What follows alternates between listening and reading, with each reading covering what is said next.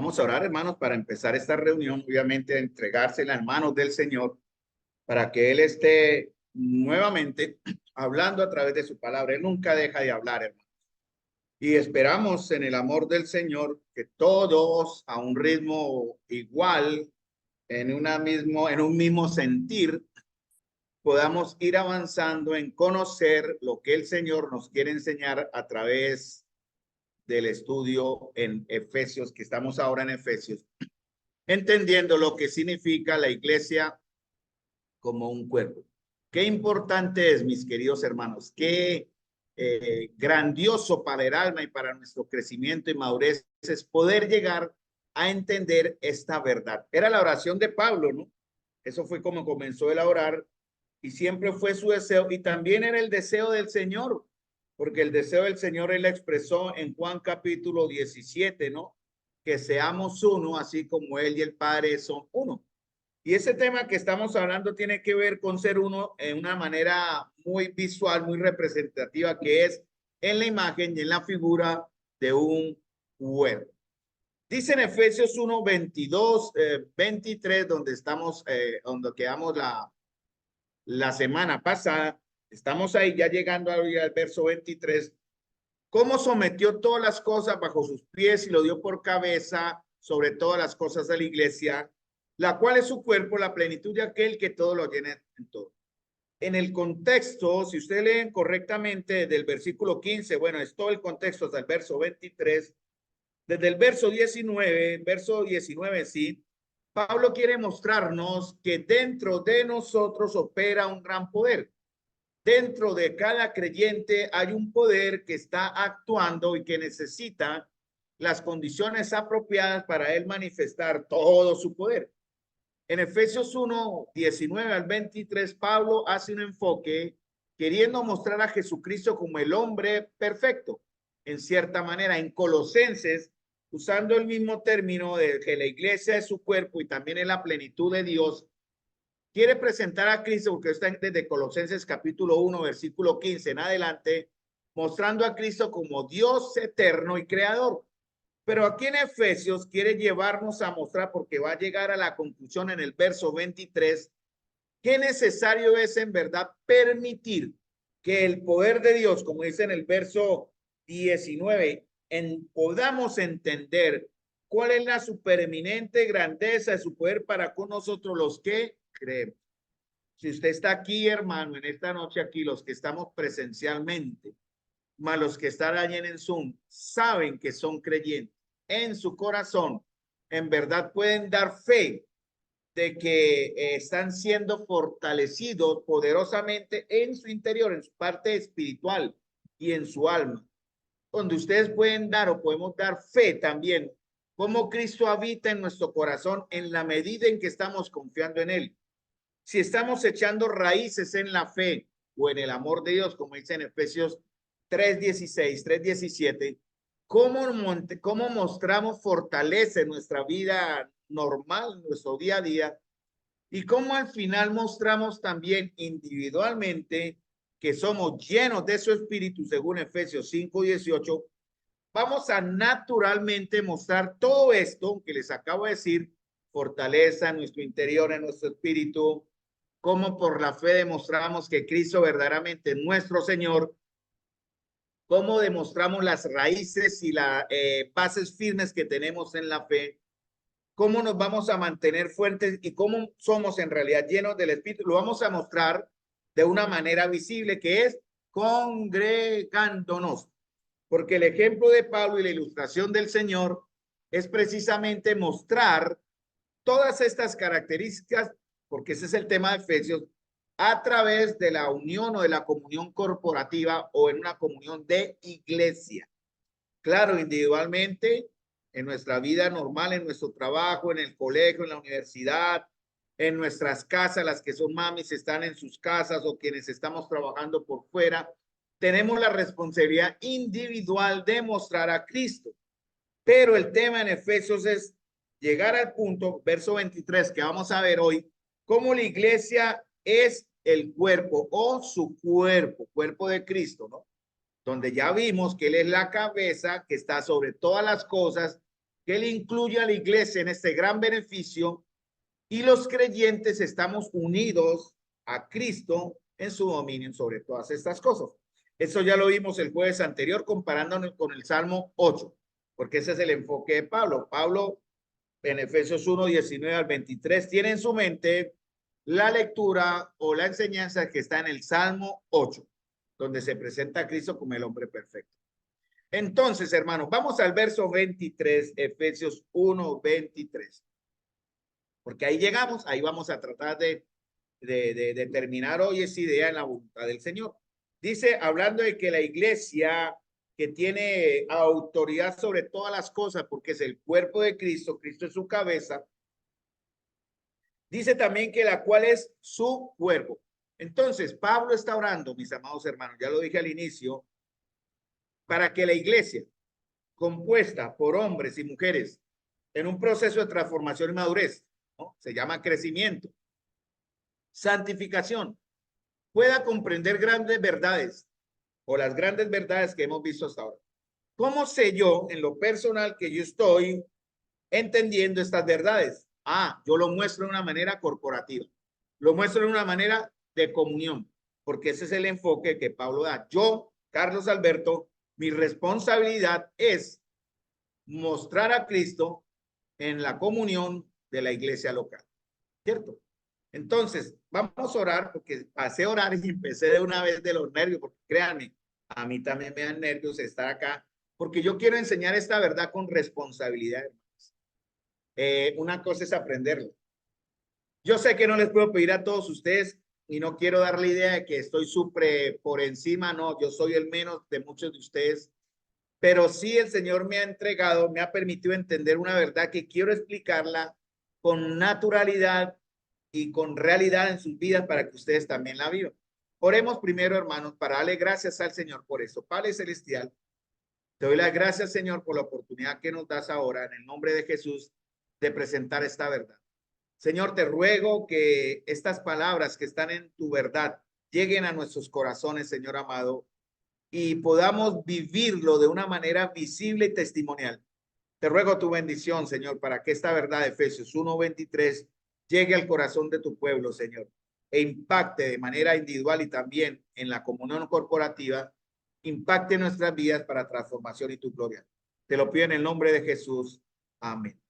Entonces, hermano, este proceso que Pablo lo relaciona, él empieza diciendo Cristo, mostrando a Cristo como la cabeza, la iglesia está unida a él como su cuerpo y además está identificada con algo que es muy hermoso. Eso lo vamos a ver también con Colosenses cuando llegue su momento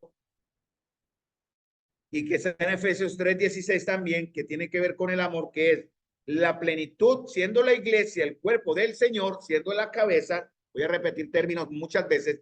La iglesia es la plenitud de aquel que todo lo llena en todo. ¿Qué significa esto? Que la iglesia es la plenitud de Cristo. Bueno, se ha interpretado de dos maneras. Ambas tienen su base en la escritura, pero de acuerdo al contexto de lo que estamos viendo, yo, Carlos, me inclino por la segunda opinión. Ambas son válidas porque tiene que ver, por ejemplo, esta primera que voy a decir, que la iglesia es su plenitud porque es llenada por Cristo, gobernada por él, y probablemente esté relacionada con la manera en que Cristo llena a su iglesia con su presencia y sus bendiciones. Creo que está más basado en Efesios capítulo 3, versículo 15, versículo 16 hasta el versículo 20. Esta primera interpretación, ¿no? Cristo, la iglesia es llenada por Cristo, ¿cierto? Es gobernada por Cristo y llena a Cristo con su presencia y sus bendiciones. Ahora vamos a el segundo concepto que algunos comentaristas también apoyan y que yo en mi interpretación personal, basándome en el contexto de Efesios 1, 15 al 23, me inclino por esta. La iglesia es su plenitud porque ella misma le da a él su plenitud, habiendo o haciendo de Cristo un Cristo perfecto. ¿Por qué? Porque Pablo está relacionando el tema con la idea de que Cristo es la cabeza, la iglesia es su cuerpo. Entonces, la iglesia llena a Cristo en la medida en que él es la cabeza y la iglesia como su cuerpo se sujeta a él, se une a él. Eso lo vimos también en Colosenses que vimos un texto en Colosenses capítulo 3, creo que fue que lo vimos, si mal no me equivoco. Entonces, hermanos, debemos entender qué significa que la iglesia es su cuerpo, la plenitud de aquel que todo lo llena en todo. Pablo está queriendo mostrar cómo ese poder que operó en Cristo ahora actúa en nosotros. Hermanos, tomen con responsabilidad. Quiero que escuchen con mucho temor esta verdad, porque el espíritu que ahora mora en nosotros, como dice en Romanos 8, nos anhela y nos desea celosamente. Nosotros ya no somos de nosotros, hermanos, ¿verdad?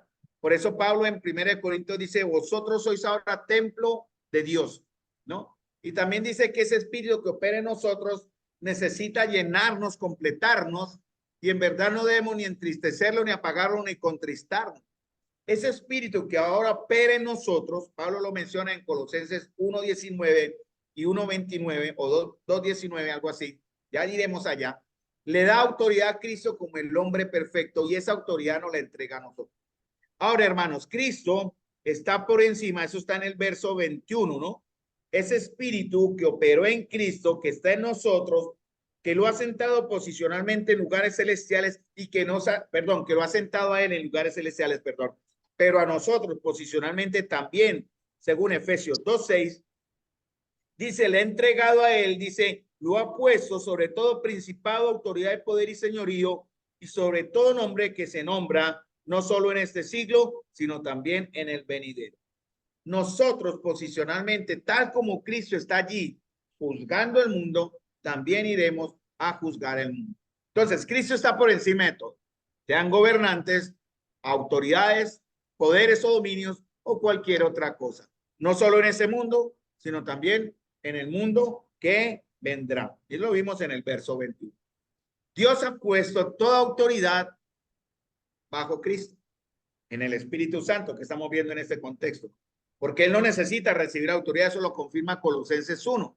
No, Él es el creador, pero aquí estamos enfocándolo, Pablo le está enfocando de una manera más humana, más terrenal, digámoslo así, para darnos a entender, hermanos, la responsabilidad que tenemos individualmente y colectivamente como iglesia, componentes de un cuerpo espiritual llamado, un grupo espiritual llamado la iglesia de Dios, que aquí se identifica como el cuerpo del Señor, el cuerpo de Cristo, y que también es llamada o se le identifica como la plenitud de aquel que todo lo llena en todo.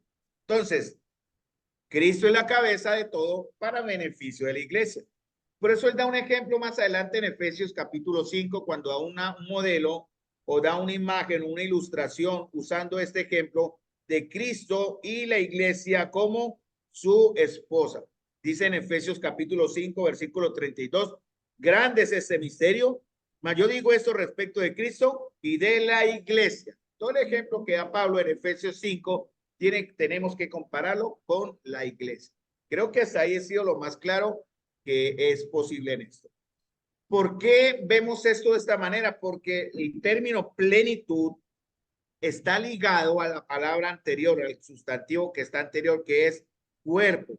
La iglesia es la plenitud por ser el cuerpo del Señor. Porque miren, la cabeza sin los miembros, los restantes miembros de un cuerpo no forma un todo completo, ¿verdad? La cabeza necesita a los demás miembros del cuerpo para alcanzar esa plenitud corporal. La iglesia como cuerpo forma juntamente con la cabeza un Cristo visto de manera humana total. El hombre perfecto. El hombre que puede llegar a la madurez. La iglesia que puede llegar a la madurez. La iglesia que puede llegar a un crecimiento que solo da Dios, pero también completar un proceso, hermanos, que se llama santificación. Es un proceso que el Señor inicia en nosotros al momento de creer, que se completará en el día en que estemos delante de Él en gloria. Entonces, Cristo necesita un cuerpo ¿para qué? Para que Él pueda manifestar la gloria de Él a través de personas como nosotros. Algún día Él mostrará su gloria, pero su gloria por santidad, su gloria por ser Dios creador, le veremos en su gloriosa majestad, hermano, santidad y poder.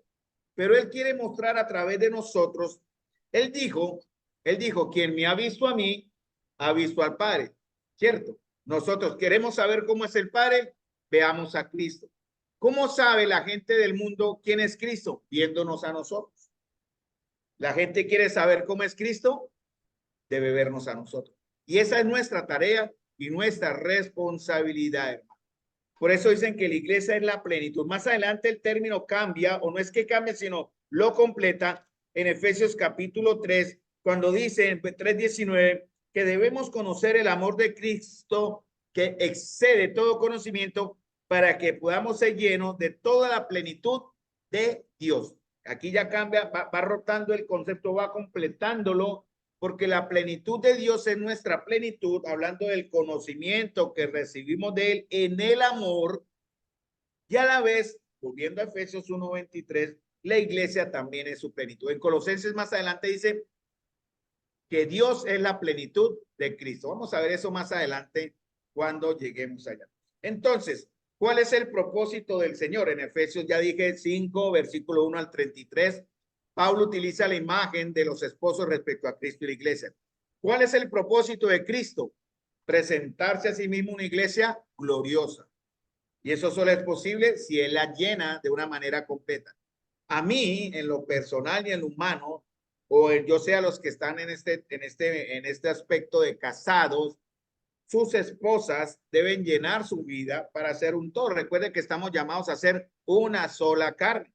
De igual manera, de igual forma, los esposos llenamos a nuestras esposas y somos de esta forma para entenderlo más, esa plenitud que ellas necesitan para cumplir su rol y su función como ayudas idóneas. Entonces, Cristo quiere presentarse a sí mismo una iglesia gloriosa. Él comparte, él tiene expectativas, él comparte su futuro y compartirá su futuro con su esposa. De tal manera que algún día este texto o lo que vimos en Efesios capítulo 2, versículo 6, será una realidad. Porque posicionalmente, cuando usamos el término posicional es que aunque aquí estamos en una condición que no es la que expresa la escritura, cuando usamos posicionalmente el término es como si estuviésemos allá. Por ejemplo, posicionalmente, ya hablé de esto, en Efesios 1, 20 dice que ese poder que está en nosotros, los que creemos, operó en Cristo, lo resucitó de los muertos y lo sentó a su diestra en lugares celestiales. ¿Sí?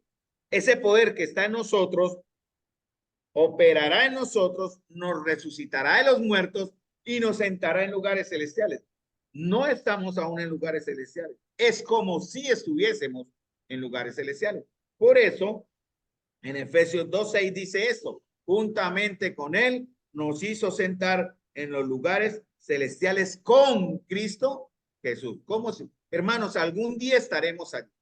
Ahora, hermanos, si ustedes y nosotros no nos preparamos para la eternidad, si no amamos la obediencia, entre comillas, vamos a usar ese ejemplo, ¿cómo amaremos la obediencia delante del Señor? Si no amamos conocerle aquí, ¿cómo amaremos conocerle allá? Si no amamos reunirnos aquí, gozarnos en la comunión perfecta terrenal de los santos, ¿cómo puede usted decir que amará reunirse allá en la presencia del Señor en la comunión perfecta con Dios? Es un ejemplo que me lleva también a entender esto, porque posicionalmente, hermanos, la iglesia es la plenitud de Cristo. En la esperanza de que como la iglesia no es apta para Cristo por la naturaleza que tenemos, ¿cuál? Naturaleza en la carne, ¿no? Estamos en procesos. Ojalá toda la iglesia fuese catalogada de una vez al 100% como perfecta, santa y sin mancha, pero no es posible. Tenemos que lidiar, trabajar con ovejas débiles, ovejas fuertes, tenemos que trabajar y entender diversas clases de temperamentos, caracteres, compromisos en la iglesia también. Es algo que la iglesia tiene que trabajar de manera mancomunada, en comunión perfecta, para que todos alcancemos, como dice en Efesios capítulo 4, para que todos lleguemos a la estatura, a la medida, al conocimiento del Hijo de Dios, a la medida de la estatura de la plenitud, o sea, el mismo término en Efesios 4:13, de Cristo. Hermano, eso solo es posible de manera corporativa, o sea, reuniéndonos como iglesia. Entonces, posicionalmente, un ejemplo, la iglesia está sentada con Cristo en lugares celestiales. Posicionalmente, la iglesia es la plenitud de Cristo. Posicionalmente, la iglesia es perfecta. pero condicionalmente debe ser limpiada y preparada. Por eso Efesios 5 dice que él se prepara o quiere presentarse a sí mismo una iglesia sin mancha y sin arruga. Dice una iglesia gloriosa, sin mancha, ni arruga, ni cosa semejante, sino que fuese santa y sin mancha. Estoy leyendo en Efesios 5:27. Entonces, hermanos, estamos en un proceso. Mis amados hermanos, pero este proceso no podrá ser completado si ustedes o nosotros no nos rendimos al Señor continuamente. El Señor no puede, Él está generando el querer como el hacer, mis amados. Pero Él no puede obligarle a que usted se rinda a Él de una manera voluntaria. Eso es un trabajo, una responsabilidad que usted tiene. Por eso algún día muchos de ustedes y yo seremos juzgados por lo que hicimos mientras estamos en este cuerpo, sea bueno o sea malo. ¿Qué es bueno? Estar acá. ¿Qué es bueno? Orar aquí. ¿Qué es bueno? Reunirnos para recibir la palabra. ¿Qué es bueno, hermanos, hermanos? En verdad, delante del Señor. Bueno, no lo voy a menospreciar porque es la ayuda que Dios dio. No me malinterpreten, solo lo pongo siempre como ejemplo, mis queridos hermanos. Ojalá, no es bueno estar ya en Zoom, es la idea, ¿no? Estamos aún teniendo mucha paciencia, mis queridos hermanos, pero es bueno estar todos acá. Hagan el esfuerzo. ¿Por qué tenemos que luchar aún para que los hermanos que viven en la zona, en el sector de la comunión, se acerquen acá? Esa es como la responsabilidad que tenemos. Recuerden la exhortación del hermano Víctor Hebreo, no dejen de congregarse en su misma iglesia, ¿no? En el mismo lugar donde ustedes se han comprometido a crecer y a madurar para que los demás vean en nosotros, ¿verdad? Esa plenitud de Cristo en el amor, en la comunión, en la obediencia, en la alabanza, ¿verdad? En el servicio y en el cuidado. Hermanos amados, entonces, repito, la iglesia está posicionalmente en lugares celestiales. La iglesia posicionalmente es la plenitud de Cristo. La iglesia posicionalmente es perfecta. Esperamos, hermanos, que esta verdad sea entendida y cada uno de nosotros disponga o nos dispongamos a permitir la obra de ese espíritu que está en nosotros operando, en medio de nosotros y en cada uno de nosotros, porque la santidad perfecta es absolutamente necesaria, hermanos, en quien va a ser la esposa de Cristo. Él no va, en cierta manera, a casarse, vamos a usar el término, o a desposarse con una iglesia que está manchada, ¿no? Él por eso habla en en Apocalipsis, la exhortación a esas iglesias, ¿no? Vístanse de vestidura, limpia tus ojos con colirio, ¿no? Haz las buenas obras. Dice un comentarista conocido, yo lo he leído varias cosas, Martin Lloyd Jones, era un predicador o es, no sé, no, ya murió, un predicador. Hablando de su comentario a Efesios de este texto, él dice, cuando él se la presente a sí mismo, hablando de Efesios 5 y de todo esto que estamos hablando, cuando él se la presente a sí mismo con todos los principados y potestades y las filas apretadas de todos los potentados del cielo, mirando esta cosa maravillosa y escudriñándola y examinándola, no habrá una sola mancha, no habrá una sola imperfección sobre ella. El examen más cuidadoso no podrá detectar la más mínima pizca de indignidad o de pecado. Hablando de la iglesia y la plenitud que mostraremos ya de una manera real, visible, cuando estemos en la presencia del Señor. Jesucristo, mis amados hermanos, es el único que todo lo tiene en todo. Y Él da su plenitud a los creyentes, según Efesios 3:16 y según Colosenses también. Pero en la sabiduría y gracia de Dios, los creyentes que conformamos la iglesia, posicionalmente, hermanos, también nos consideramos o nos constituimos en la plenitud de aquel que todo lo llena en todo, hermano. La plenitud de aquel que todo lo llena en todo. Juan Calvino dijo sobre el comentario de este texto también, porque yo he estado estudiando, he estado orando, hermanos, y en lo personal, créanme, me lleno de temor, hermanos, porque la responsabilidad que tengo ahora al conocer esto es vivirlo. Quiero que ustedes lo entiendan. Ruego al Señor que ustedes lo entiendan, pero yo sé que el Señor les va a hacer comprender esta verdad. Pero ¿por qué no se ve la obediencia a esta verdad?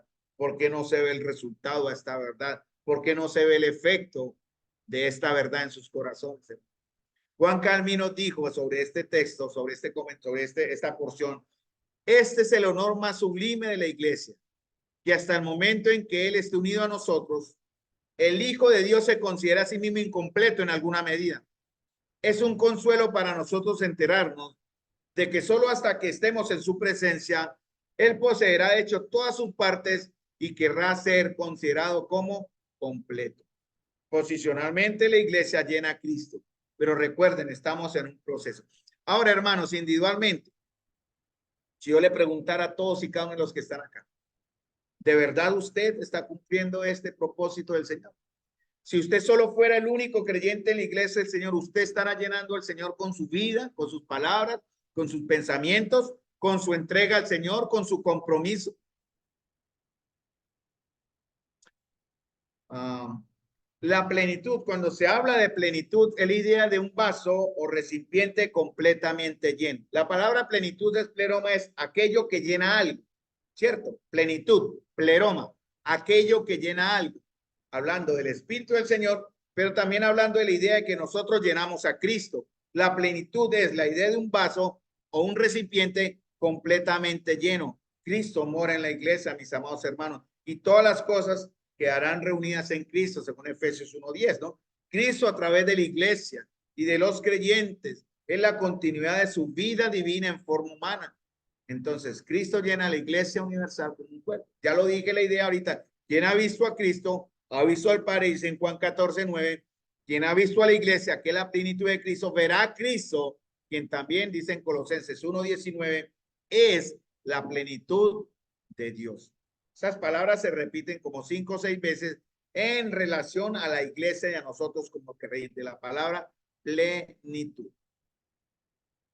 ¿Cómo sabemos, hermanos, que estamos siendo llenos de la plenitud de Dios? Hay una prueba. Bueno, Efesios 3:19. Dice Efesios 3:19. Ya lo leí, porque Pablo dice, y vuelve y llora, siempre oraba, por esta causa doblo mis rodillas ante el Padre nuestro Señor Jesucristo, de quien toma nombre toda familia en los cielos y en la tierra, para que os dé conforme a las riquezas de su gloria. 1, ser fortalecidos. 2, habite Cristo por la fe en sus corazones. 3, resultados arraigados y cimentados en amor.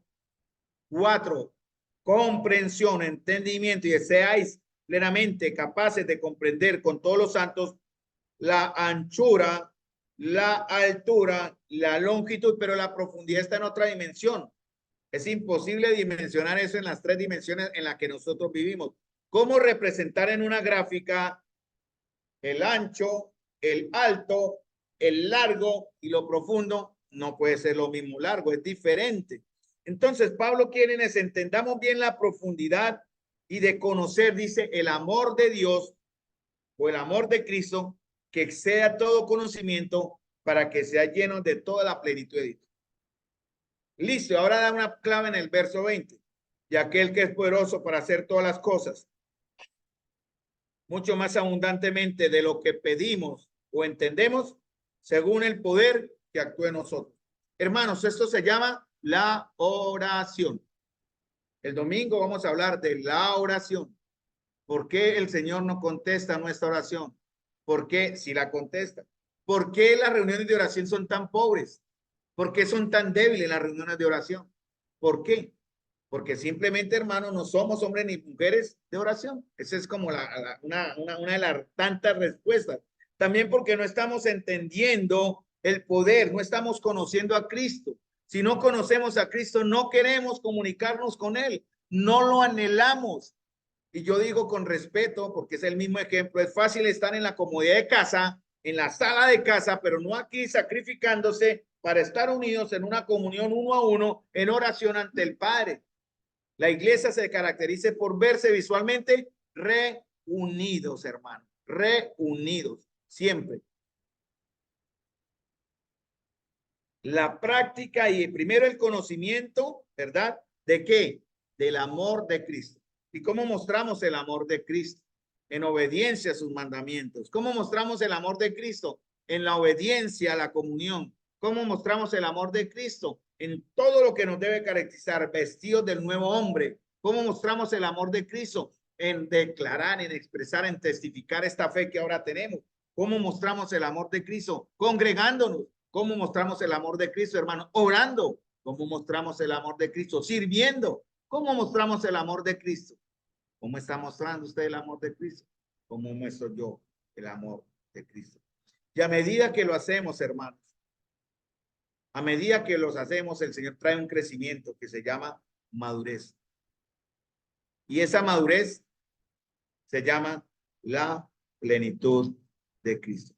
En Efesios, capítulo 4, versículo 3 y terminamos. Hasta que todos lleguemos a la unidad de la fe, del conocimiento del Hijo de Dios, a un varón perfecto, a la medida de la estatura de la plenitud de Cristo. Solo les dejo ese verso terminando acá, hermano. Debemos trabajar, amados hermanos.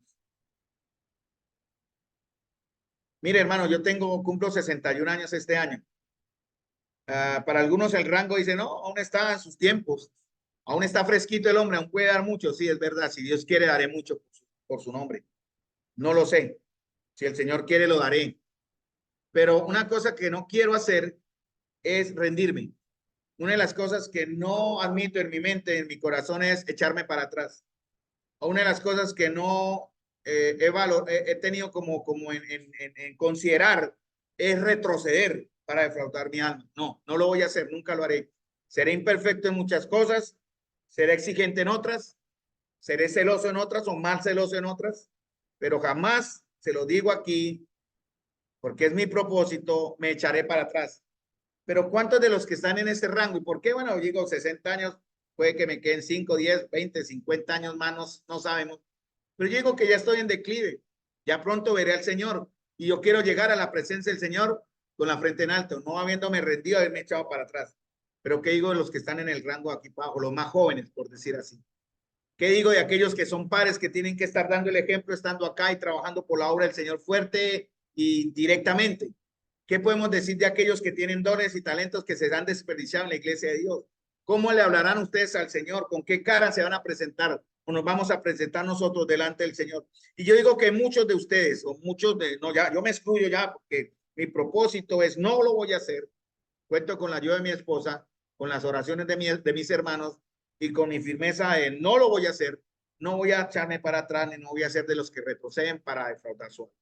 Pero tal vez muchos de ustedes, al no ser más comprometidos, más entregados, más visiblemente, vernos visiblemente cumpliendo el propósito de Dios de funcionar como un cuerpo con todos esos dones, capacidades, talentos, habilidades y entrega al Señor, yo digo que muchos, tal vez, espero que ninguno pueda perseverar hasta el fin. Quiero en el Señor confiar en eso, que todos perseveremos. Pero hermanos, ¿cómo quiere usted llegar a la gloria? ¿Un hombre maduro o un inmaduro? ¿Como una mujer en Cristo firme o como una mujer inmadura en Cristo? ¿Como niños en Cristo o como maduros en Cristo? Como una iglesia madura que honra al Señor. Vamos a dejar acá y el próximo jueves hablamos de Colosenses 1, 18 al 20. Como para completar, porque seguimos, yo dije, busco en la escritura todas las veces que se menciona la iglesia como un cuerpo. Eso es lo que estoy buscando enseñar. Hermanos amados, yo lo digo con mucho respeto, mucho temor y a la vez con reverencia, no quiero sonar diferente. Yo estoy entendiendo cosas que me obligan a actuar de cierta manera, de la manera personal y en la manera de mi servicio. Pero ruego al Señor que ustedes también la puedan entender. No estoy hablando de un misterio que solamente Carlos entendió. No, hermano, está aquí en la Biblia. Lo hemos estado enseñando por meses. Pero espero que esta palabra llegue a sus corazones, a sus voluntades, hermano.